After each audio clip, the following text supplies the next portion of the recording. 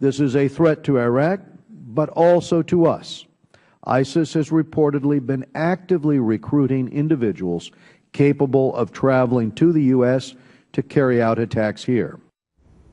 Now, that warning from House Foreign Affairs Committee Chair Ed Royce. The resurgence of al-Qaeda and radical Islamic groups in Iraq and Syria is a threat to us. Yes, to the United States. It's right here in the United States. Senator Kelly Ayotte is on the Homeland Security Committee. She joins us. Nice to see you. It's good to be with you, Greta. All right. We always hear about these horrible things going on in these countries far away, but now we hear that the threat really has an impact here in the United States. What's the story? It's a huge problem. The Director of National Intelligence, Clapper, testified before the House Intel Committee that the al-Qaeda presence in Syria is a threat to our homeland.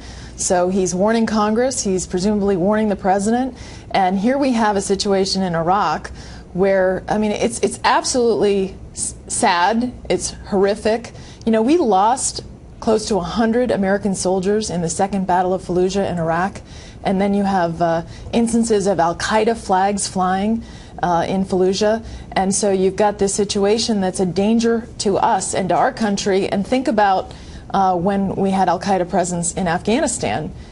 So I'm really worried about Syria, that it could be the next Afghanistan. Well, when I was in Iraq, I was in a refugee camp with a bunch of Syrians. They'd actually fled Syria for the specific reason is al-Qaeda become the dominant rebel groups in Syria, and they got terrifying. So it's growing. But, I mean, how do we know that it's being, I mean, look, I don't want anyone to suffer, but how do we know it's going to be exported here to the United States? Well, you know, based on, obviously, Director of National Intelligence, for him to be able to say that to the Homeland, to the Intel Committee, that's a big deal. Because what we have in Syria right now, close to 26,000 jihadists, either al-Qaeda affiliates or other extremist groups. Over 7,000 of them have come from 50 different countries. Yes, that's what people don't realize. It's sort of a magnet for people. Yeah, it's a magnet for people that want to commit terrorist acts. And some of the people that have gone, what Clapper said, some of the people that are in Syria right now actually have expressed an interest in attacking Europe, going beyond Syria. And so, and by the way, what happens when they fight in Syria and then they go return, for example, to Europe or other countries, and with the intent on wanting to commit further acts of violence? All right, so this sounds horrible. What can we do about it, or what should we do about it? Well, first of all, I'd like to see some leadership from the president. Here we have the commander-in-chief, and where's the plan? Now he has his Director of National Intelligence saying to him, presumably, and to Congress, warning us that it's now a threat to our homeland.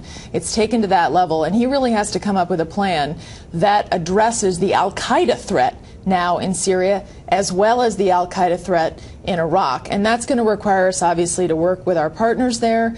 We're going to have to provide capacity to the people who are not involved with al-Qaeda.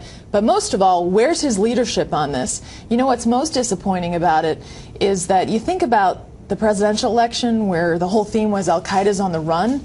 The policy of this administration right now, I believe, has been very weak, and we've been in a position where it's been an insurgence of al-Qaeda that's very dangerous to our country. So, hey, I'm open. I want to hear his plan, and I think we're going to have to work with the Israelis, other partners in the Middle East, to clamp this down, or it's going to come to bite us. Senator, thank you. Always nice to see you. Great to see you too, Greta.